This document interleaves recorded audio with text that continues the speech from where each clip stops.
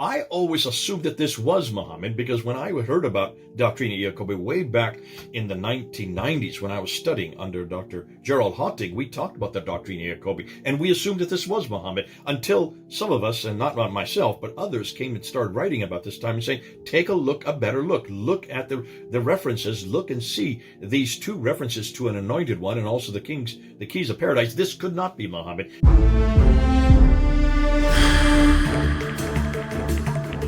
Welcome to Events and History, where we explore the origins, teachings, and historical development of Islam with a fact-based, analytical approach. In this video, Dr. J. Smith investigates one of the earliest non-Muslim mentions of an Arabian prophet that some people thought referred to Muhammad, Doctrina Jacobi, which was written in 634 AD. This Christian text speaks of a prophet among the Saracens, emerging in recent years following Arab victories, a tantalizing clue for those probing Islam's early historicity. Jay walks us through whether this reference reasonably lines up with the traditional account of Muhammad, considering chronology, geographical context, and the type of claims made. By examining the texts of the document and comparing the content with Islamic teachings about Muhammad, he shows that the person referred to in the Doctrina Jacobi could not have been the Islamic prophet Muhammad. Let's watch the video. We are now coming to those aspects or those artifacts, in this case literature, which do point to Muhammad. And these are the ones that I'm going to go through now. These are the artifacts that I would suggest are the best you can get, and the ones that Muslims should be pointing to concerning whether or not Muhammad actually existed in the 7th century. Notice that everything that I'm going to be introducing in this part of the series are from outside of Arab sources. These are not Arab sources. These are all Jewish and Christian, primarily Christian sources, which is rather ironic since we can't find reference to Muhammad within Arab sources or Muslim sources, so to speak. We've had to look outside. And this is the first one, and this is the Doctrina Jacobi, or Doctrina Jacobi Nuper Baptizati is the name that is given to it, which means teaching of Jacob recently baptized. And it's a tract written by a Christian apologist from Carthage, which is today Tunis in northern Africa. Though he's actually writing about Palestine, and he's writing about this Jew who has been forcibly converted to Christianity under the auspices or under the authority of the emperor in 634. And the date that is given is July 634 AD. So we're talking roughly 2 years after Muhammad's death, if Muhammad actually died. According to the traditions, that would be the day he died, 632. So this is 634, just 2 years later. And it's a tract about these Jews that have been forcibly converted because of this edict that had come down from Heraclius. And this one Jew, Jacob, had a vision from God and so became a Christian and is now trying to persuade the others there in Carthage to become Christians. While he is discussing this, a childhood friend named Justus comes from Palestine, a Jew, comes from Palestine, and gets in a debate with Jacob about the pros and cons of being a Christian. Of course, he himself, a Jew, was quite upset that his childhood friend had become a Christian. And so the tract really is this debate back and forth. In the midst of this, right in the middle of this debate between Justus and Jacob, Justus then refers to a letter that he receives from his brother Abraham. And this is the part of the Doctrina Jacobi that is important to our needs today, because this is referring to a prophet, an Arab prophet, who is attacking the Byzantine Empire, the soldiers of Heraclius, and defeating them in Palestine. And so this is the letter from Abraham. So now let's read this part. This is the part that is our interest, and this is the one that everybody's pointing to prove that Muhammad did exist in 634 AD. You can see the date, there's a problem. We'll get to that. Hold on. This is what it says. When the candidatus, or candidatus, in this case, according to many of the scholars, like what I have here, Hoyland, Seeing Islam as Others Saw It, in this book here, Hoyland would say this. This is Sergius, a member of the Byzantine Imperial Army in Palestine.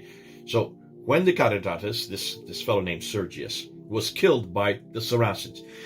Now, what do we mean by Saracens? Well, Saracens comes from the word Sarik in Arabic, or Sarikin, which is the plural form, which means thief or marauder or plunderer. This is the name that is given to these Arabs that are in the northern part of Arabia.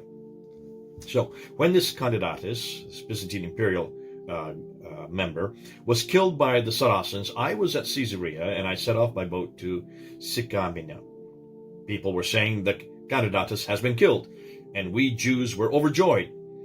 And they were saying that the prophet had appeared, coming with the Saracens, and that he was proclaiming the advent of the Anointed One, the Christ who was to come.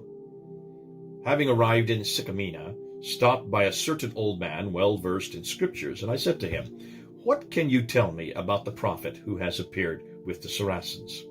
He replied, groaning deeply, "He is false, for the prophets do not come armed with a sword. Truly, they are works of anarchy being committed today, and I fear that the first Christ to come, whom the Christians worship, was the one sent by God, and we instead are preparing to receive the Antichrist."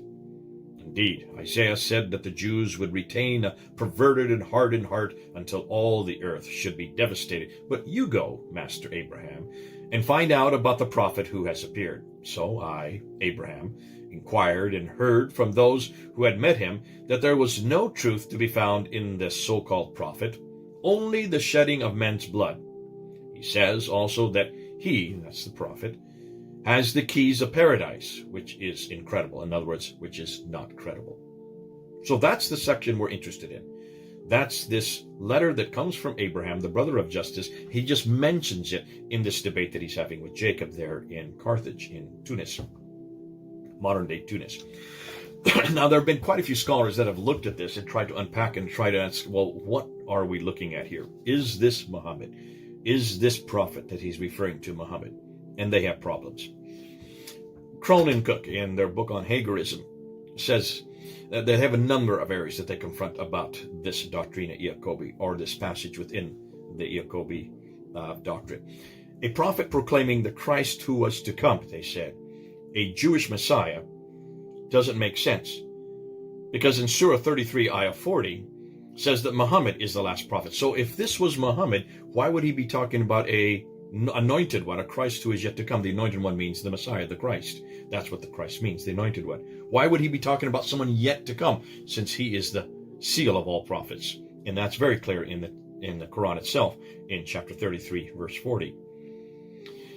Also, the date is a problem, they say. If this really is July, written in July, some say it could be 634 to 640, but most scholars go with the 634 date because that's what's written on the letter itself. And they say if 634, Muhammad died in 632, so how could this be Muhammad? How could this be the prophet, be the one that they're referring to there in way up in Palestine, in Jerusalem, 2 years after he's dead? So that's the second problem.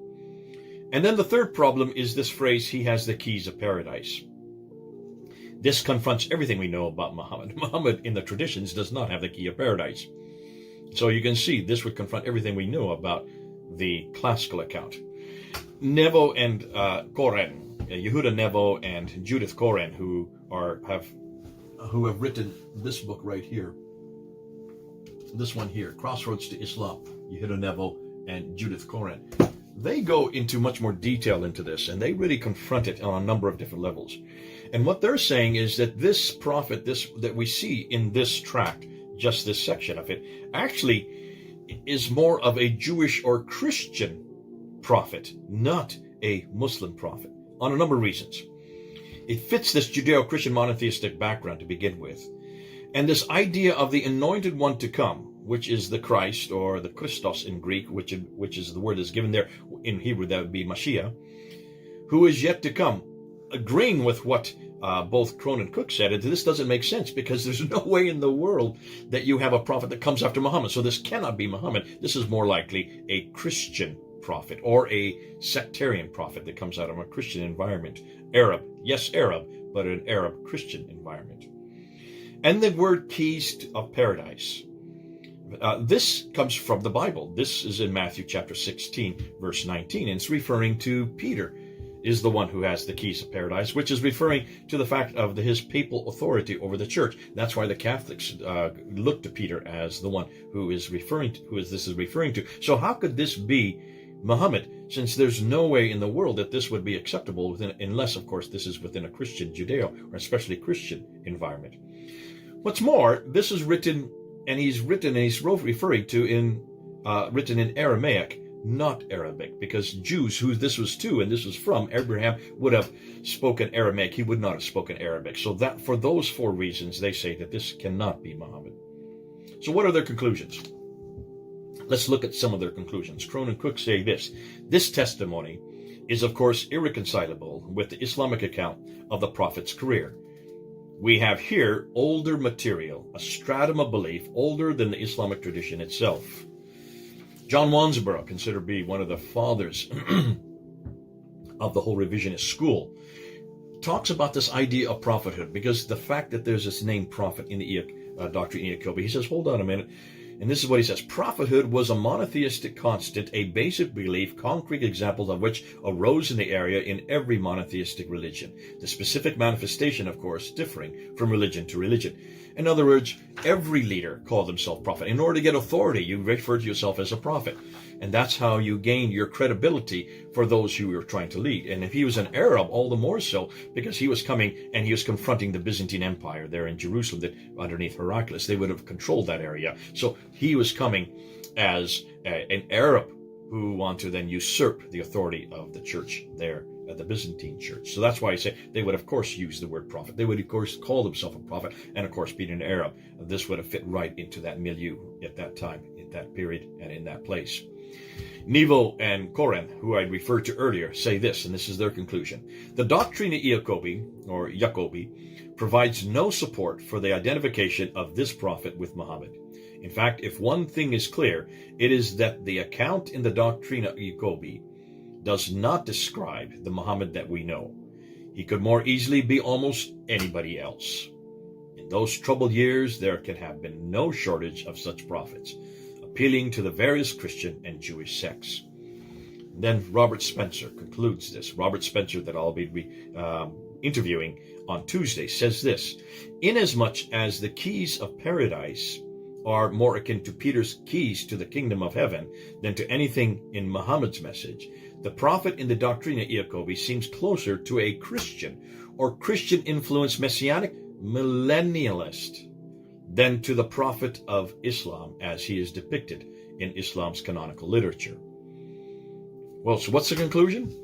Well, the fact is we're still waiting for this name Muhammad. That we can't find in the Doctrina Jacobi. So who is this prophet? Well, it's obvious to me, as Wansborough and Koren and Spencer and Crone and Cook have said. It seems to me that they are correct. This is a prophet. He is an Arab. He is using the sword, and he's very much a brigand who is going and destroying the Byzantine Empire there, certainly in Jerusalem and there in Palestine.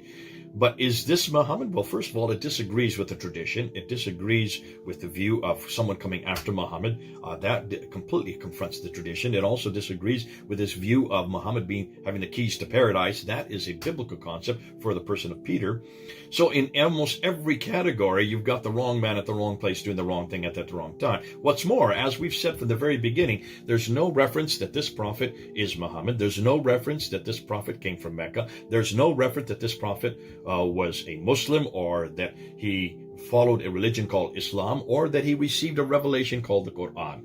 That's what we're looking for, and we still can't find it. So this is the first historical evidence that comes from the 7th century, comes from 634, is dated, that we can look at. I always assumed that this was Muhammad, because when I heard about Doctrina Jacobi way back in the 1990s, when I was studying under Dr. Gerald Hotting, we talked about the Doctrina Jacobi, and we assumed that this was Muhammad, until some of us, and not myself, but others came and started writing about this time and saying, take a better look at the references, look and see these two references to an anointed one and also the kingdom the keys of paradise, this could not be Muhammad, because it not only confronts the tradition, it also confronts the historical context of who Muhammad would be if this had been Muhammad.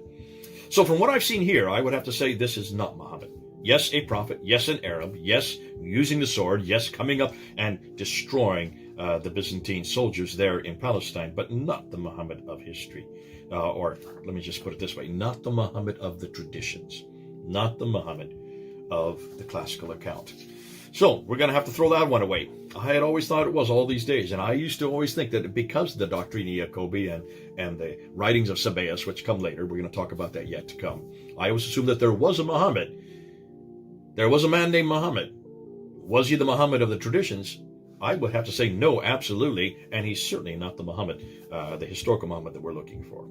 Well, good. That's the Doctrina Jacobi. We'll go to the next one now. This is Jaden here in my office. Over and out. After examining the Doctrina Jacobi, the case remains ambiguous.